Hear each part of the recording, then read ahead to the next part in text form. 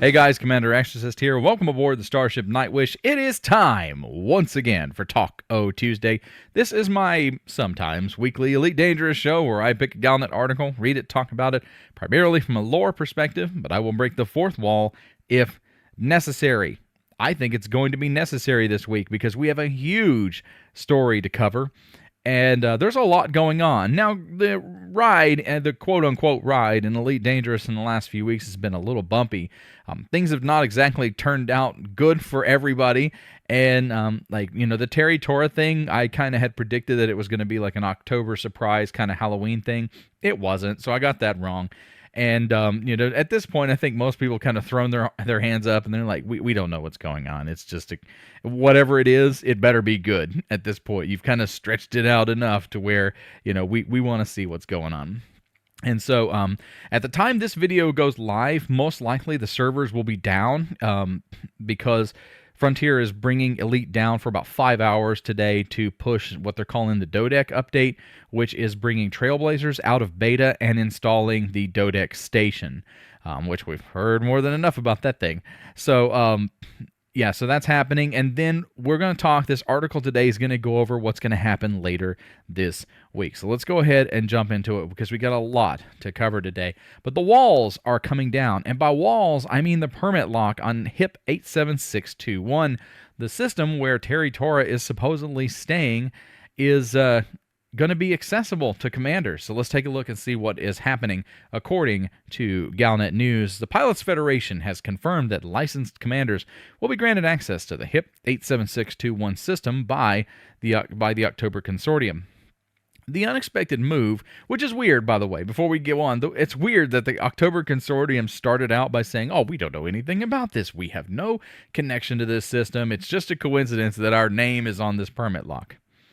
So now they're going to let people have access to it. So licensed commanders, it's a strange way of saying it because if you're a quote-unquote commander flying a spaceship, you have to have a Pilots Federation license. So if you're an unlicensed commander, I don't know how that would work. I really don't, because you need Pilots license to access starports.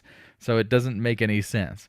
Unless we're talking about some kind of, mythical pirate faction that we're not aware of. The unexpected move has followed weeks of speculation surrounding HIP 87621, with growing interest from all three superpowers piling pressure on the megacorp. And that's true. I mean, social, political, economic, military, there is every type of pressure that has been placed on the October Consortium to open up this system. It's just everything has been piling down on them. And they're sitting there at first going, oh, we don't know what you're talking about. It's not our permit lock. To changing their tone a couple of weeks ago to saying, yeah, it's ours, but we're working on something and it's kind of secretive. I'm going to go through the statement next, and then I really want to kind of beat up the Pilots Federation. All right, so let's start with a spokesman from the Pilots Federation stated, the continued delay from the October Consortium to relinquish permit control has only created further tension between political and scientific communities.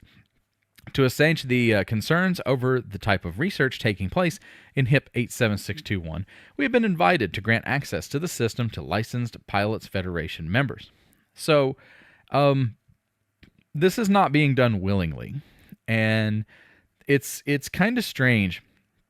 The language used in this statement, because the Pilots Federation is responsible for issuing permit locks. And in theory, it's kind of generally understood that even though they issue these permit locks, they have ultimate control over them, because the Pilots Federation is the ones that run like Universal Cartographics and the map system. And so if the Pilots Federation locks you out of a system, you don't have it's their control, because all of our ships and our computers and everything are tied into control from the Pilots Federation. And that's one of the reasons I think that they're emphasizing the licensed commander aspect of it. What I think is interesting here is there's kind of a shift here, or at least some clarification, that when they issue a permit lock, they give up some kind of control over it. Now, that's not to say they don't have some kind of master God mode access where they could come in and turn the permit lock off, but there's got to be some kind of a contract or some kind of a limitation that prevents them from doing that, because the Pilots Federation, which is the controlling administrative certification body for pilots in the galaxy, is unable to get the October Consortium to lift their permit lock. You're talking about the penultimate massive controlling faction for everything that goes on in the galaxy is having to ask the October Consortium to lift their permit lock. Now, part of me wonders, there's two possibilities with that. One, that it's a procedural thing, because the Pilots Federation could potentially breach some kind of contract and could be liable for that if they were to lift up the permit lock. And, then also they may not have access to lift up the permit lock. Or it may take a lot of power and maybe some authority that the Federation, that the Pilots Federation is not necessarily willing to go forward and take on. Because you may have, say, like middle management in the Pilots Federation wanting this done, but higher ups are probably not willing to damage their relationship with the October Consortium and minor factions across the galaxy by saying, well, if we don't like you, we're going to take off your permit lock, or we're just going to revoke things because we want to know what you're doing. It takes away kind of that freedom and sense of security that organizations like the October Consortium, even though we may not like some of the stuff they do, or we may be skeptical of it, you as an organization like the Pilots Federation managing all this stuff, you have to have some kind of responsible stewardship for your permit locks. It says, however, Lexi October, the head of the October Consortium, was less cordial in her statement to Vox Galactica. So obviously this is not being done willingly. We've done nothing but preserve our discovery within HIP 87621 for security and scientific purposes. So they have found something. They have found something. So we are expected to see something. I just hope it's not a new type of flower, and that's it. The continued encroachment of superpower and corporate interests sets a dangerous precedence that can only have a detrimental effect to the other independent entities that have operated claimed systems. Okay, that should say operate claimed systems. There's an extra word there. I'll let it go this time. So she's right. She's right. And playing devil's advocate for a moment, let's say that they did find a new flower, all right, and that's it. It's a new flower we've never seen anywhere in the galaxy, and it's really cool, and they're really excited about it because it has some medicinal properties or something that could potentially be a game changer in pharmaceuticals and in research and military, whatever. And they applied for the system permit, they received it, and they got it, and as long as they're being a responsible steward for that permit, it doesn't make a lot of sense for the Pilots Federation and the others to be able to actually kind of force their way in, because it does set a precedence. It's like, if we just don't like you, we're going to put enough pressure on you, and you will let us in. And it negates the reason for having a permit lock as an organization, just as, like, not even just the October Consortium, but just anybody in the game, in the galaxy, having that kind of system in place. However, we are looking for somebody who's missing. We are looking for somebody that is potentially in danger. And, the October Consortium is being really strange about how they react to this, to our inquiries, and just kind of saying, they're almost hinting to the fact that they know she's there. They know she might be in trouble, or she may even be dead, and they don't care. And when you go that route, everyone else is it raises everybody else's spidey senses, and like, okay, so what is it that you're hiding? Now we want to know, because if what you're hiding and what you're doing is far more important than helping us to find somebody who's in potential danger, we want to know what it is, and we're going to find out what it is. And I think that's what's happening here. Says, I hope that our decision to allow commanders to enter this system is accepted as a sign of good faith. Our work is legal, ethical, and in full accordance with the relevant interstellar directives regarding the study of local flora. So it is an exobiology thing, whatever this is. So they must have found a new flower or something unusual. And it'll be interesting to see, because the galaxy is really big, and to have something unique like that in like one location, it's got to have, some kind of a grand purpose to it.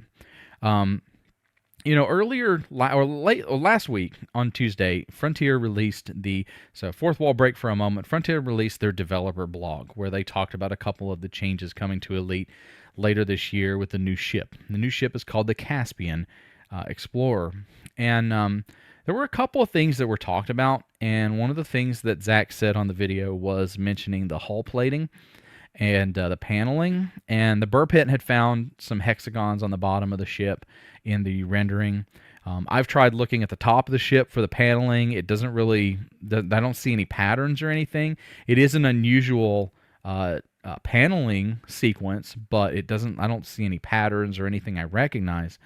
And but one of the things they mentioned is that it comes with a special frame shift drive. And they did mention in the video that it is designed to take advantage of neutron jumps. But with the Caspian Explorer coming in December and the permit lock for HIP 87621 finally coming up later this week, so we are actually going to be able to get into the system on the 13th of November. That is Thursday. And it makes me wonder if there is some kind of function or feature that the Caspian has, we don't know about yet, that takes advantage of whatever it is that we're going to find in this system. I'm trying to not only look at where we are, where we're going, but not just a flower to take a picture of or scan and get credits, but there has to be some kind of use for it to be such a big deal for so long. And that's kind of what I've been thinking about, wondering if there is a connection between the Caspian Explorer and whatever it is that we're going to find here. I don't know. And at this rate with the Terry Torres story, I think I've been wrong on every aspect of it so far. So it's just another thing for me to be wrong with, and I'm totally fine with that. But yeah, the pilots, I think it's kind of interesting that the October Consortium mentions this as a sign of good faith. You're giving everything away. Like, this is a surrender. It's not a sign of good faith. A sign of good faith would be for you to maybe publish a picture or something and say, hey, this is what we're working on. Or we've discovered a new type of exobiological item, a new type of flora that we feel needs to be contained in this system via permit lock until we've determined whether it's safe for wide-scale distribution. Because when it comes to it, what's going to happen is we're going to land on a planet, we're going to scan this thing, some kind of alien spore is going to get stuck to starships, and it's going to spread like wildfire. That's what's going to happen. And so we'll just have to kind of wait and see. But I think that would have been more of a good faith gesture versus, hey, guess what? You know what? Screw it. We're just going to open up the system. That's how it's going to go. It'll be very interesting to see, but time will tell, and we'll find out on Thursday. Hey, everybody, these are the Disciples. If you enjoy the content that I make on this channel, then please like this video, subscribe to the channel, make sure notifications are turned on so that you don't miss any of my Elite Dangerous content. You'll find links in the description for my Discord, Patreon, merch, and more. And Patreon subscribers, get your name up on the board. These guys help make things possible. So I have a plan.